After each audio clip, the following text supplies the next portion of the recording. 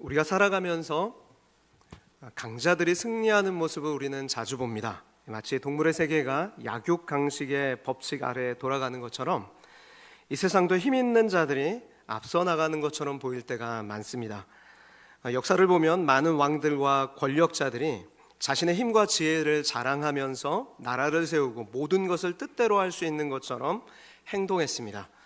특별히 영토를 많이 확장한 왕들은 피정복을 당한, 그러니까 정복을 당한 나라를 빼앗긴 사람들의 입장에서 보면 폭군처럼 보입니다.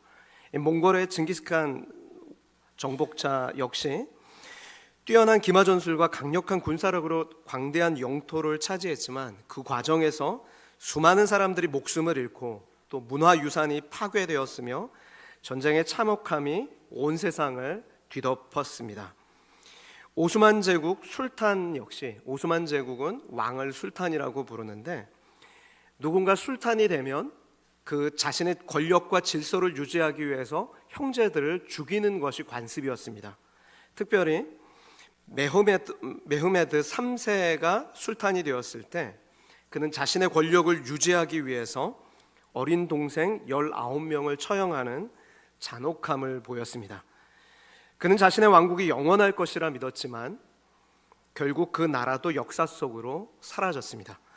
이처럼 세상의 모든 왕국은 영원하지 않습니다. 그리고 힘과 권력이 자신의 왕권을 유지시켜준다고 생각합니다. 하지만 그와 다르게 평화의 왕으로 이 땅에 오신 분이 계십니다. 그 단 한 분, 영원히 사라지지 않는 왕이 계시죠. 그분은 세상의 왕들과 전혀 다른 방식으로 싸우셨습니다. 칼을 들지도 않으셨고 군대를 모으지도 않으셨고 오히려 하나님의 어린 양으로서 스스로 조롱당하고 매맞고 십자가에서 피 흘리셨습니다. 세상은 그것을 패배라고 여겼지만 그 순간이야말로 가장 완벽한 승리였다고 성경은 증언합니다. 성경은 그분을 만왕의 왕 예수 그리스도라고 증언하고 있습니다. 예수님은 단순히 하늘 보좌에서 다스리신 분이 아니라 그분을 믿고 따르는 모든 이의 마음속에서 지금도 영원한 왕으로 통치하고 계시는 줄 믿습니다. 그리고 성경은 예수님의 승리가 우리의 승리라고 선언합니다. 오늘 본문에 우리는 예수님의 왕권에 대한 이야기를 담고 있는데 오늘 본문에 담긴 이 예수님의 왕권에 대한 의미를 좀 살펴보려고 합니다. 이 구절에서 예수님이 이 세상의 모든 권세를 초월한 만왕의 왕이시라는 진리를 선언하고 있습니다. 예수님은 단순한 왕이 아닙니다. 만유를 다스리며 그분의 통치는 영원하다고 성경은 증언하고 있습니다. 아마 여기 앉아 계신 여러분 모두가 이 예수님이 만왕의 왕 되심을 믿기 때문에 이 자리에 와서 이 시간 예배하는 줄 믿습니다. 그러면 예수님을 만왕의 왕이라고 믿고 따르는 신앙인으로서 우리의 삶의 모습은 어떠해야 하겠습니까? 우리가 믿는 바는 무엇입니까? 오늘 몇 가지로 정리하려고 하는데 첫째는 예수님이 승리하신 왕이심을 우리는 믿습니다. 우리는 예수님이 승리하신 왕이심을 믿는 거예요. 여러분 14절 말씀 보십시오. 첫 부분에서 이렇게 말씀합니다. 그들이 어린 양과 더불어 싸우려니와 어린 양은 그들을 이기실 터이요 라고 말씀하죠.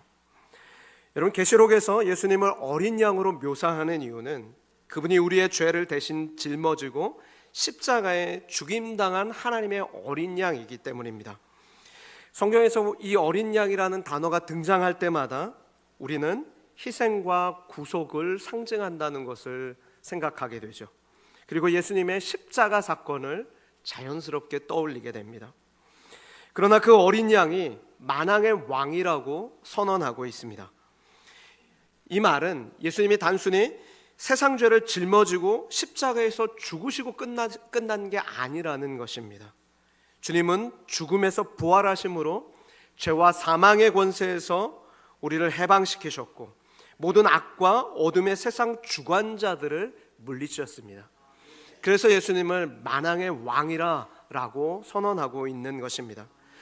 그런데 오늘 본문에 쓰인 주요 동사가 두 가지가 있습니다. 하나는 싸우려니와라는 이 싸우다라는 단어고 또 하나는 이기실 터이요라고 번역된 이기다라는 단어입니다. 이 두 가지 동사가 둘 다 문법적으로 미래형으로 쓰였고 능동태로 쓰였고 직설법으로 쓰였습니다. 그런데 이것은 해석상의 주의점이 있는데 단순히 미래에 일어날 가능성, 그러니까 일어날 수도 있고 일어나지 않을 수도 있는 그런 50%의 가능성, 뭐 반반이에요 하는 그런 가능성을 의미하는 게 아니라 확정된 미래, 반드시 일어날 사건에 대해 기록하고 있는 것입니다. 무슨 말입니까? 본문은 역사상 일어난 일을 확언하고 있다는 거예요. 일어나기로 확정된 사건을 기록하고 있는 것입니다. 세상의 왕들과 권세자들이 반드시 의도적으로 어린 양을 대적할 날이 올 것입니다. 믿는 교회를 세상이 박해할 날이 임할 거예요. 아마겟돈 전쟁이 일어날 것이고 7년 대환란이 있을 것입니다. 확정된 미래예요. 그러나 우리가 이것을 두려워할 이유가 없는 것은 그것과 마찬가지로 뭐라고 말씀합니까? 어린 양이 그들을 이기실 것이다. 승리를 확정하고 있기 때문입니다. 그러므로 승리하신 예수님의 다스림을 받고 사는 우리도 반드시 최후 승리가 보장되어 있습니다. 승리하신 왕으로서 예수님은 우리를 지키시고 그분의 승리를 우리 삶 속에 경험하도록 적용시키시고 승리를 우리에게 나누어 주시는 분이기 때문이죠. 그래서 예수님이 이렇게 말씀하셨습니다. 요한복음 16장 33절에서 세상에서는 너희가 환난을 당하나 담대하라. 내가 세상을 이기었노라. 내가 세상을 이기었노라. 담대하라. 주님 그렇게 말씀하시는 거예요. 여러분, 예수님이 승리하셨기 때문에 그분을 믿는 우리도 승리할 수 있습니다. 지금 여러분의 삶에 여러분을 낙심하게 하는 문제, 그리고 여러분을 염려케 하는, 근심케 하는 그 문제에서도 여러분이 반드시 승리할 것입니다. 여러분이 능력이 있어서가 아니라 예수님께서, 만왕의 왕이신 예수님께서, 이미 승리하신 예수님께서 여러분의 삶을 다스리고 계시기 때문입니다.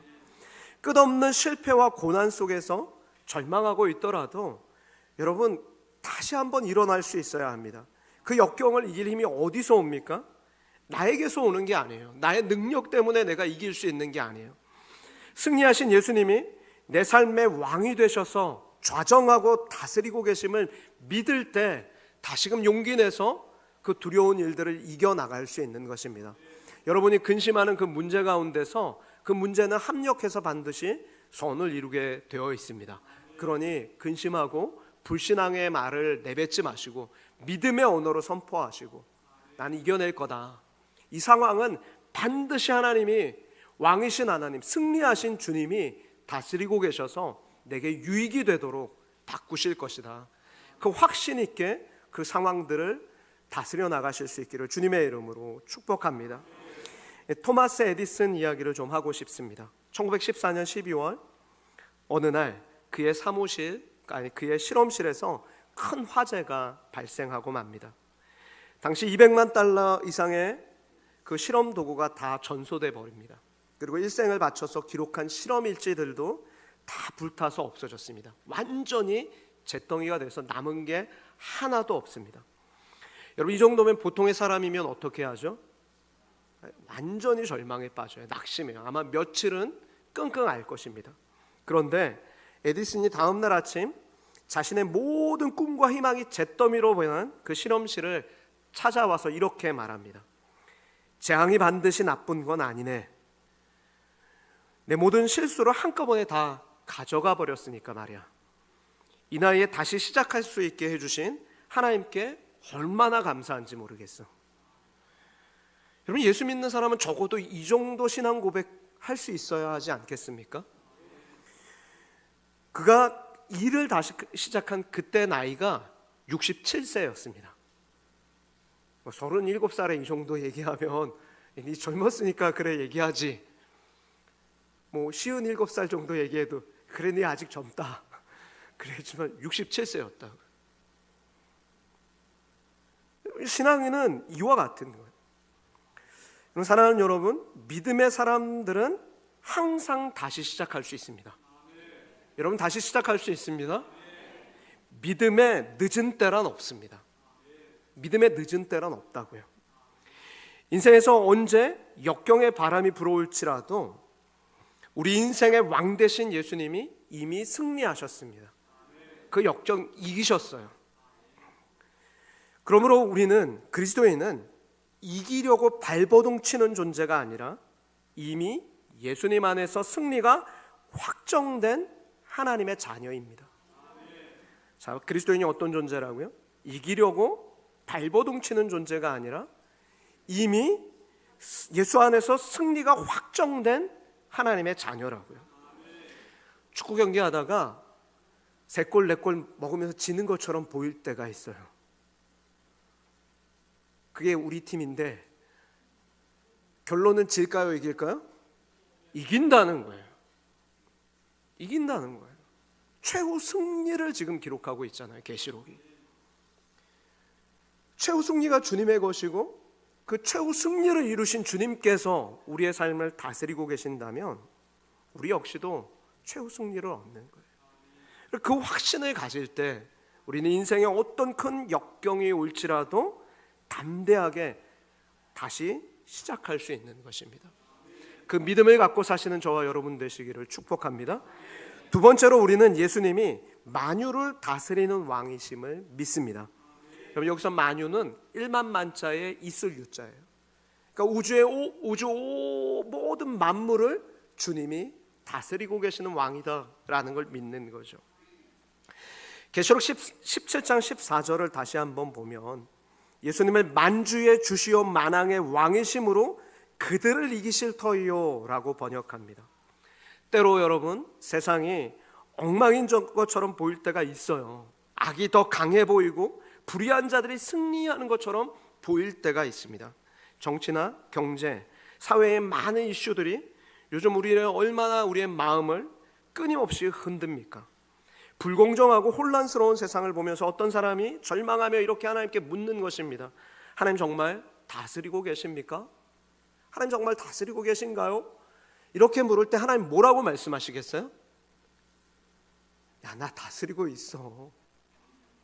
나 여전히 다스리고 있다니까. 그리고 내가 널 사랑한다니까. 그렇게 말씀하시는 거예요. 여러분, 하나님은 결코 이 세상을 포기한 적이 없습니다. 성경이 이와 같이 말씀하죠. 하나님이 세상을 이처럼 사랑하사 독생자를 주셨으니. 하나님이 세상을 이처럼 사랑하사 독생자를 주셨으니. 우리 여기다가 세상 대신 자기 이름을 넣어서 한번 말해볼까요? 하나님이 제서기를 이처럼 사랑하사 독생자를 주셨으니. 하나님이 여러분을 이처럼 사랑하사 독생자를 주셨다고요. 하나님은 한 번도 이 세상을 포기한 적이 없고 여러분을 포기한 적이 없습니다. 비록 우리 눈에 세상 권력자들이 모든 걸 쥐고 흔드는 것처럼 보이고 모든 것이 불공정해 보이고 내 삶이 고난으로 점철되어 있는 것처럼 보일지라도 하나님이 여전히 그 상황을 다스리고 계신다.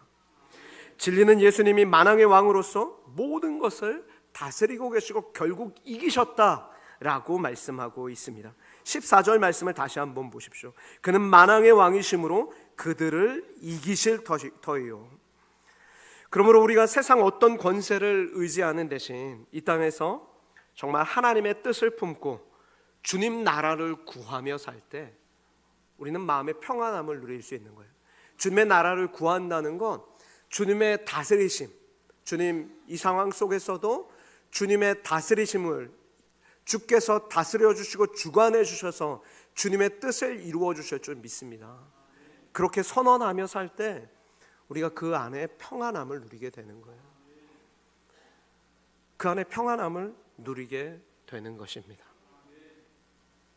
여러분, 예수님께서 이 평안이 얼마나 중요한지, 이 평안이 중요하다는 건 그만큼 이 세상에 얼마나 우리를 근심케 하고 두렵게 하는 일이 많은지 요한복음 14장 27절에서 이렇게 말씀하셨어요. 평안을 너희에게 끼치노니 곧 나의 평안을 너희에게 주노라. 내가 너희에게 주는 것은 세상이 주는 것과 같이 아니하니라. 너희는 마음에 근심하지도 말고 두려워하지도 말라. 여러분 지금 근심하고 있는 것, 두려워하고 있는 것, 그거 그렇게 근심하지 말고 두려워하지 말라는 거예요. 내가 나의 평안을 주겠다는 거예요. 내가 그 상황을 다스리고 있으니 안심하라, 두려워하지 말라. 주님 그렇게 말씀하고 계십니다. 여러분, 예수님이 만왕의 왕이시고 만유를 다스리고 계신다면, 이게 사실이라면 우리의 삶 속에서 일어난 모든 사건은 그분의 뜻과 계획 속에 있다는 것입니다. 동의하십니까? 만유를 다스리신다면 지금 내 상황에서 일어나는 모든 것 역시 주님의 계획과 뜻 안에 허용된 거예요. 그 안에 있는 것입니다. 그래서 예수님 이렇게 말씀하셨잖아요. 누가복음 12장 7절, 너희에게는 심지어 머리털까지도 다 세신 바 되었나니. 지금 여러분의 머리털까지도 다 셀 만큼 하나님이 그렇게 여러분을 돌보고 계신다는.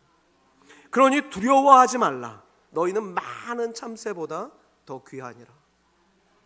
무엇 때문에 두려워하세요? 머리털까지 다 세고 있는 주님이 지금 여러분의 삶을 주관하고 계십니다. 성경은 또 이렇게 말해요. 시편 37편 23절, 여호와께서 사람의 걸음을 정하시고 그의 길을 기뻐하시나니. 여러분, 오늘 그 자리에 살게 하신 분이 하나님이세요. 하나님 그걸 기뻐하고 계세요. 지금 하나님은 기뻐하시는데 여러분은 자꾸 불평하고 불만하고 원망하면 되겠어요? 안 되겠어요? 안 돼요. 소망을 가지십시오. 하나님이 다스리심을 믿고 믿음으로 사셔야 하는 거예요.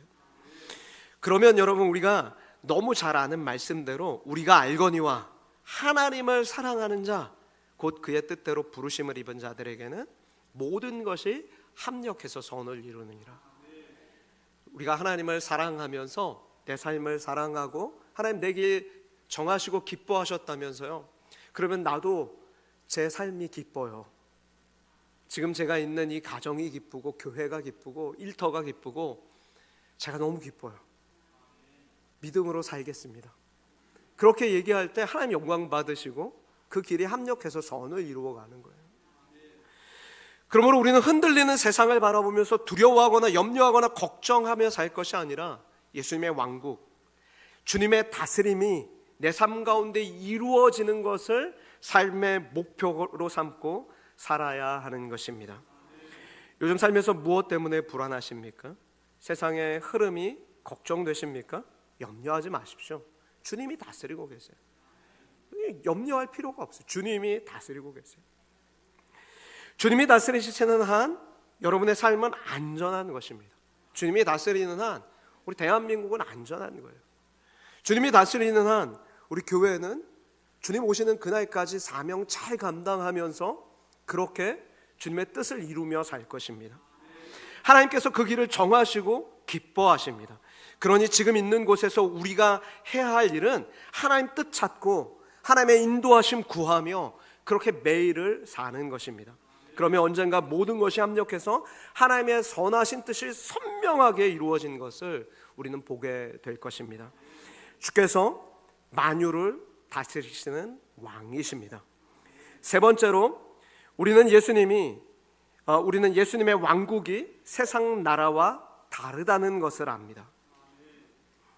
여러분, 세상 나라는 힘과 권력으로 그렇게 유지되는 나라입니다. 그러나 예수님의 나라, 예수님의 왕국은 완전히 다른 거예요. 예수님께서 이 땅에 오셨을 때 사람들은 어떤 기대를 했냐면 로마의 제국을 무너뜨릴 강력한 왕으로 그렇게 주님을 기대했어요. 그러나 주님의 왕권은 이 세상의 왕들과 전혀 다른 방식으로 그 통치가 나타났죠. 어떻게 나타났습니까? 예수님이 이렇게 말씀하셨어요. 요한복음 18장 36절, 예수께서 대답하시되 내 나라는 이 세상에 속한 것이 아니니라. 만일 내 나라가 이 세상에 속한 것이었더라면 내 종들이 싸워 나로 유대인들에게 넘겨지지 않게 하였으리라. 이제 내 나라는 여기에 속한 것이 아니니라. 무슨 말입니까? 하나님 나라는 권력을 쥐고 억제하는 방식으로 이곳에 임한 것이 아니라는 거예요. 오히려 예수 그리스도의 십자가를 통해서 사랑과 은혜를 나누며 그 나라를 확장해 가는 방식으로 하나님 나라가 임한 것입니다. 그래서 예수님은 온유하고 겸손한 마음으로 세상에 임하셨고, 자기를 낮추고 사람들의 죄를 대신 지며 어린 양이 돼서, 하나님의 어린 양이 되어 십자가에서 죽기까지 자신을 내어주심으로 많은 사람을 대속하시고 구원하시는 은혜를 베풀어 주셨습니다. 그러므로 만일 누군가 내가 예수 그리스도를 왕으로 모시고 하나님의 백성이 되었다고 고백한다면 그는 반드시 세상의 가치를 버리고 하나님 나라의 가치를 반영하는 그런 삶을 살 수밖에 없습니다.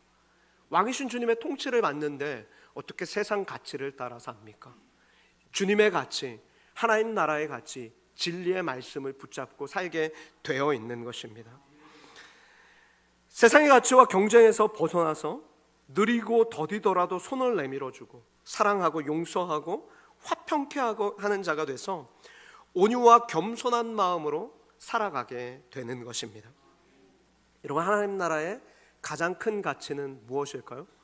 믿음일까요? 소망일까요? 사랑일까요? 제가 힌트를 드렸는데요. 지금 믿음, 소망, 사랑, 이 세 가지는 항상 있을 것인데 그 중에 제일은 사랑이라. 천국에 가면 사랑만 남을 거예요. 다 믿고 갔기 때문에 더 이상 믿음을 검증할 이유가 없잖아요. 천국에서는 죄와 악과 슬픔이 없기 때문에 더 이상 무슨 막 어떤 막 그런 소망, 막 간절한 막 그런 거는 저는 없을 것 같아요. 천국 가면 뭐만 남을 것 같아요? 사랑. 온 마음을 다해서 하나님 사랑하고 전심으로 사랑하고 같이 천국에 있는 백성들끼리 진짜 전심으로 내 이웃을 내 몸처럼 사랑하는 그것만 남을 거예요. 그래서 율법을 요약하면 하나님을 온 마음 다해 사랑하고 내 이웃을 내 몸처럼 사랑하는 것, 이 두 가지가 율법과 선지자의 강령이라고 말씀하죠. 여러분, 그러므로 하나님 나라의 가장 큰 가치는 그리스도의 십자가에서 나타났습니다. 그리스도의 십자가는 가장 깊은 사랑의 언어입니다. 여러분, 언어는 사람과 사람을 잇는 다리 역할을 하죠. 우리가 언어를 통해서 우리가 서로를 교감하면서 관계가 회복돼요. 언어가 잘 통하면 관계는 세워집니다. 그죠? 언어가 불통하기 때문에 관계가 깨어지는 거예요. 누군가 얘기하면 막 말이 너무 잘 통해요. 마음이 너무 잘 통해요. 그럼 그 사람 또 만나고 싶어요? 안 만나고 싶어요? 또 만나고 싶은 거예요. 근데 누군가 얘기하는데 말이 자꾸 안 통해요. 일방통행이에요. 그러면 어떻게 돼요? 안 만나고 싶게 되는 거예요. 우리는 언어를 통해서, 언어는 사람과 사람을 잇는 다리 역할을 하는 거예요. 그래서 우리는 말과 글을 통해서 사랑을 전하고 마음을 나누며 서로를 이해합니다. 그러나 때로는 이 세상에서 어떤 말로도 설명할 수 없는 그런 사랑이 있어요. 그 깊이와 넓이와 그것을 헤아릴 수 없는 그런 엄청난 사랑이 있습니다. 그것을 가장 잘 설명하는 것이 바로 그리스도의 십자가, 그 사랑입니다. 그래서 이렇게 말씀하죠. 성경은 이렇게 말씀해요. 요한일서 4장 10절에서 11절 말씀. 사랑은 여기 있으니 우리가 하나님을 사랑한 것이 아니요 하나님 우리를 사랑하사 우리 죄를 속하기 위하여 화목제물로 그 아들을 보내셨습니다. 사랑하는 자다, 우리가 하나님이 이같이 우리를 사랑하셨은지 우리도 서로 사랑하는 것이 마땅하도다. 사랑하는 여러분, 그러므로 우리는 십자가를 볼 때마다 기억해야 할 것이 있는데, 사랑은 말로 전하는 것이 아니라 삶으로 살아내는 것이다. 사랑은 말로 전하는 것이 아니라 삶으로 살아내는 것입니다. 그것이 그리스도의 십자가 사랑이다. 그러면 우리가 그 가치를 아는 사람들 역시 가정과 교회와 우리가 사는 삶의 현장에서 그 그리스도의 사랑을 삶으로 나타내며 사셔야 하는 것입니다. 그런데 성경이 심지어 우리에게 어떤 과제를 주세요? 하나님이 어떤 과제를 우리에게 주세요? 그 사랑의 과제를 마태복음 5장 44절에서 48절 말씀 보니까 이런 과제를 주세요. 나는 너희에게 이르노니 너희 원수를 사랑하며 너희 박해하는 자들을 위하여 기도하라. 갑자기 마음이 막 무거워지고 답답해지시죠? 주님 원하시는 사랑의 수준이, 이 숙제 잘하고 계신 분 한번 손 들어 주십시오. 너무 어려워요. 너무 어려워. 그런데 45절에 보면 이렇게 말씀하세요. 이같이 한즉 하늘에 계신 너희 아버지가 되리니. 언제 하나님의 아들이 된대요? 우리가 원수를 사랑하고 너희를 박해하는 자들을 위해서 기도할 때, 그때 비로소 우리는 하나님의 아들이 된대요. 야, 난 아들인 줄 알았는데 옆집 애였네. 여러분, 왜 그렇게 말씀하세요? 이는 하나님이 그 해를 악인과 선인에게 비추시며 비를 의로운 자와 불의한 자에게 내려주심이라. 내가 너희를 사랑하는 자를 사랑하면 무슨 상이 있으리요? 세리도 이같이 아니하느냐? 또 너희가 너희 형제에게만 무난하면 남보다 더하는 것이 무엇이냐? 이방인들도 이같이 아니하느냐? 그러므로 하늘에 계신 너희 아버지의 온전하심 같이 너희도 온전하라. 여러분, 우리가 언제 온전해집니까? 언제 우리가 하나님의 아들이 됩니까? 하나님이 악인과 선인에게 그 해를 비춰주시는 것처럼 나를 박해하는 자를 위해서도 기도하고 내게 별로 친절하지 않은 사람에게도 친절을 베풀고 심지어 원수를 사랑할 때, 그때 우리는 온전한 사람이 되고 하나님의 자녀가 된다라고 말씀하십니다. 그런데요, 사실 우리는 미운 사람만 생각해도 기분이 나빠지고 심장이 막 떨립니다. 그죠? 동의하시죠? 미운 사람만 생각해도 심장이 막 떨리고 기분이 나빠져요. 원수를 사랑해야 한다는 걸 몰라서 우리가 못하는 게 아니라 타락한 인간의 본성으로는 불가능한 일이기 때문에 못하는 거예요. 그래서 하나님께서 우리에게 좋은 방법을 가르쳐 주셨습니다. 그것은 바로 기도입니다. 에베소 4장 32절에 이렇게 말씀하죠. 서로 친절하게 하며 불쌍히 여기며 서로 용서하기를 하나님이 그리스도 안에서 너희를 용서하심 같이 하라. 주님의 말씀이에요. 근데 우리가 이럴 수 없잖아요. 그러니까 우리는 이렇게 먼저 기도하는 거죠. 누군가를 가서 행동을 하기 전에 이렇게 주님 앞에 기도하는 거예요. 주님, 저는 아무 개를 용서할 수가 없습니다. 제가 그 사람에게 당한 일을 생각하며 견딜 수가 없습니다. 그런데 주님이 용서하라고 하시니 어떻게 합니까? 주님, 저에게 용서할 힘을 주십시오. 성령님께서 그리스도의 보혈로 제 마음을 맑게 씻기시고 제 미움을 눈보다 더 희게 하시고 그리스도의 보혈로 제 안에 가득 채우셔서 주님의 마음을 저에게 가득 부어주셔서 이제 저의 눈으로 볼 때 그리스도께서 그를 보듯이 내 안에 계신 주님이 그를 바라보게 하시고 내 안에 계신 주님이 그를 사랑하게 하셔서 저로 하여금 그를 사랑하게 하옵소서. 그렇게 기도하셔야 돼요.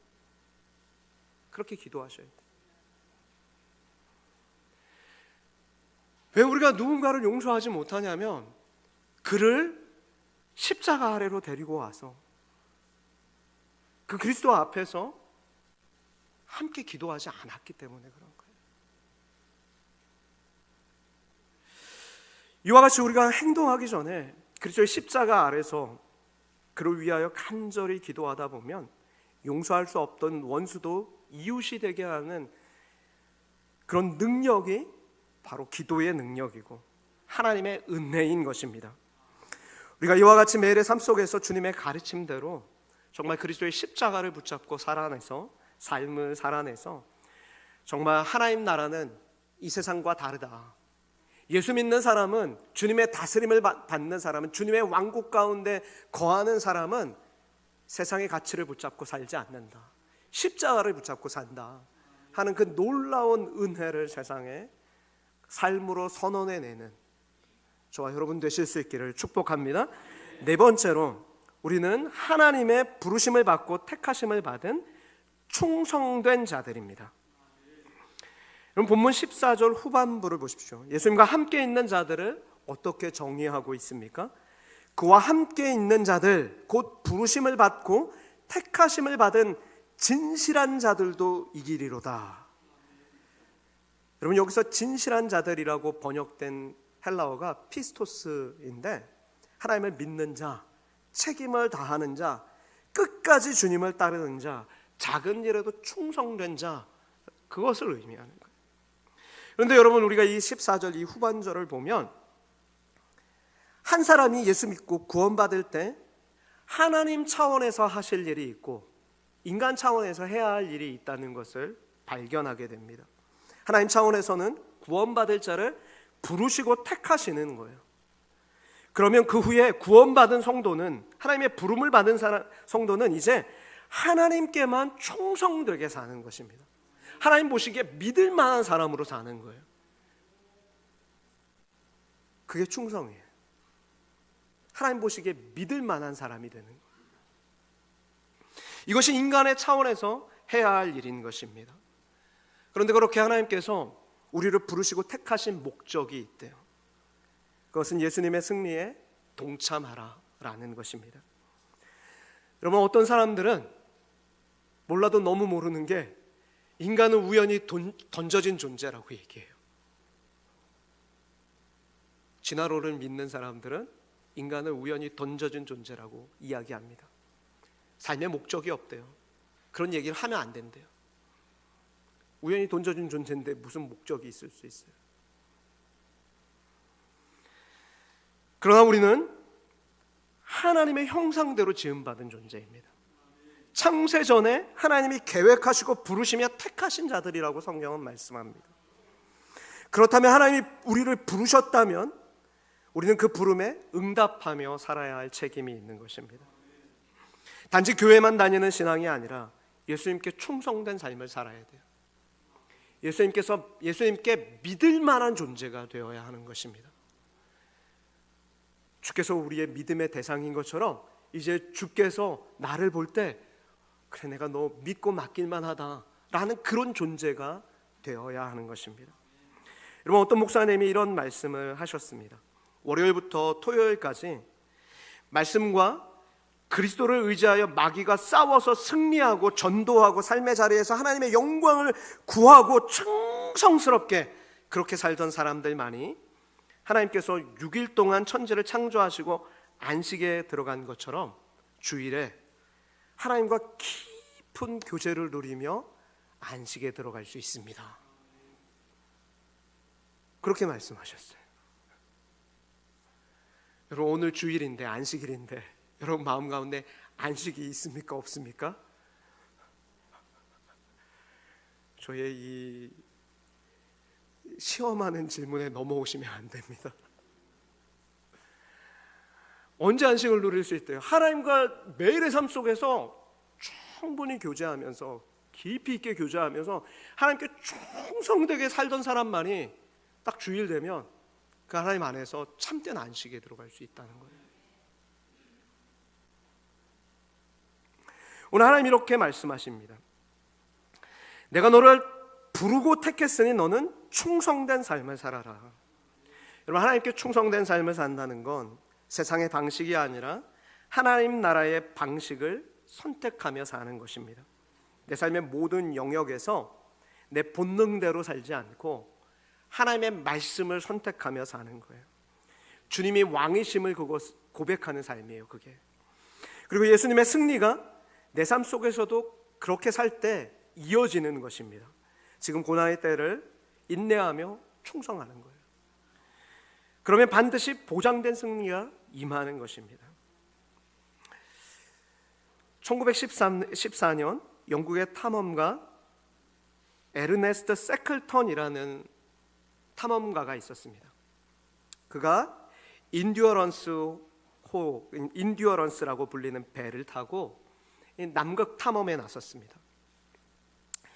탐험의 목표는 그 얼음으로 된 남극 대륙을 횡단하는 것이었습니다. 하지만 출항한 지 얼마 되지 않아서 극지의 혹독한 얼음바다가 그들을 덮쳤고 쾅 하는 소리와 함께 두꺼운 얼음 덩어리가 배를 짓누르며 부서졌습니다. 선원들이 공포에 질렸지만 세클턴이 침착하게 외칩니다. 우리는 절대 포기하지 않는다. 내가 끝까지 여러분을 살려낼 것이다. 그러나 결국 배가 산산조각 나고 그들은 남극에 얼어붙은 그 완전 사방천지가 얼음덩어리인 그 위에 갇히고 말았습니다. 눈보라와 살을 애는 한파 속에서 식량이 점점 바닥나기 시작하고 전망적인 상황 속에서 세클턴이 대원들의 생명을 지키려고 모든 걸 걸기 시작합니다. 가장 연약한 자들에게 먼저 식량을 나눠주고 직접 얼음과 물을 녹이면서 마실 물을 마련했습니다. 그러나 남극의 겨울이 끝이 있어요, 없어요? 끝이 없어 보입니다. 그러다 어느 날 한 대원이 이렇게 말하는 거예요. 선장님, 우리 여기서 끝나는 겁니까? 끝나는 겁니까? 그때 여러분, 리더는 어떻게 얘기해야 돼요? 맞아요. 끝나지 않는다. 절대 아니다. 우리는 모두 살아서 집으로 돌아갈 것이다. 나만 믿어라. 대원들은 그의 말을 믿고 끝까지 충성합니다. 그리고 혹한의 겨울 속에서 서로 격려하고 버티며 힘내자고 응원하면서 버텨나갑니다. 세클턴이 직접 1300km의 험난한 바다를 작은 보트를 타고 건너가서 구조대를 찾으러 갑니다. 그리고 약 17일간의 목숨 건 항해 끝에 구조대를 데리고 오는데 성공하였습니다. 그래서 그들이 구출받기까지 걸린 시간이 2년이라고 해요. 2년. 그런데 그 2년 동안의 그 극한의 환경 속에서 생존한 사람이 몇 명일까요? 27명 전원 다 생존하였습니다. 저는 이 이야기를 읽으면서 한낱 육체의 한계도 많고 미래도 한 치 앞도 모르는, 내일도 모르는 그 선장 세클턴의 말을 믿고 충성되게 힘을 합했어도 모두가 생존할 수 있는 기적을 체험할 수 있었다면, 우리 인생의 항해의 선장 되신 예수 그리스도, 우리 인생의 유일한 왕이 되신 그 예수 그리스도를 믿고 그분이 최후 승리 얻으셨으니 우리도 승리할 것이다, 확언된 미래로 선포하시는 이 하나님의 말씀을 믿고 내 삶의 모든 어려움과 답답한 환경 속에서도 그래, 주님이 다스리시니 결국 최후 승리는 내 것이다 라는 그 확신을 하면서, 확신 가운데 거하시면서 산다면 결국 어떻게 될까요? 여러분의 인생은 해피엔딩이 될 것입니다. 성경이 우리에게 선언하는 건 최후 승리를 얻으신 주님이 우리를 승리케 하신다, 그것이 주님의 말씀인 거예요. 여러분, 때로 우리의 삶이, 우리 이 세상이 얼음바다처럼 우리를 가로막고 신앙의 여정이 끊임없이 우리를 힘들게 할지라도 우리의 인생의 선장 되시고 만왕의 왕이신 예수님은 우리를 절대로 포기하지 않는 분이십니다. 그래서 어떤 목사님이 중고등부 아이들에게 예수님의 십자가를 너무 잘 설명하고 싶었는데 설명할 말이 없는 거예요. 그래서 아이들한테 이렇게 말했습니다. 얘야, 나는 너 죽는 꼴 못 본다. 이것이 복음이고 이것이 예수님의 십자가 사랑이라는 거예요. 여러분, 예수님은 여러분이 죽는 꼴 못 보십니다. 예수님은 여러분이 죽는 걸 못 보세요. 그래서 본인이 대신 죽어주신 거예요.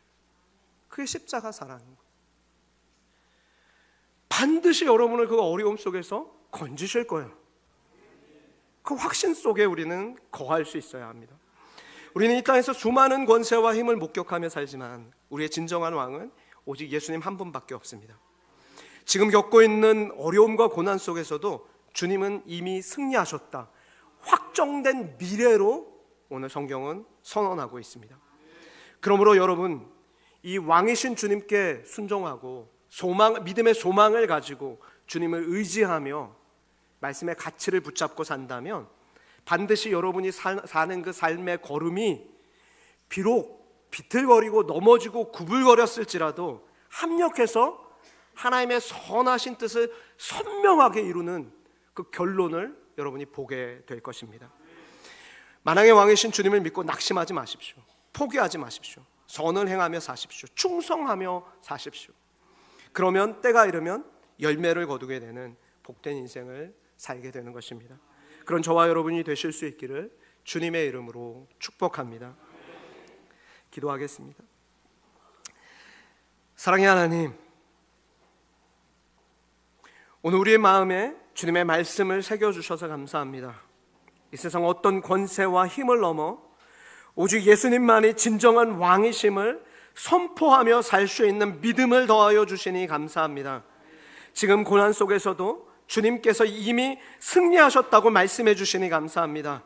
주님, 우리가 그 승리에 동참하며 주님의 길을 끝까지 따르기로 다짐하오니 성령 하나님 우리 가운데 임하셔서 좌정하시고 우리의 믿음을 굳건하게 하여 주시고 언제나 주님의 뜻을 믿고 실천하며 살 수 있도록 승리할 수 있는 그런 능력을 더하여 주옵소서. 때가 되면 반드시 열매를 맺는 복된 삶을 살아가게 하시는 우리 구주 예수님의 이름으로 기도합니다. 아멘.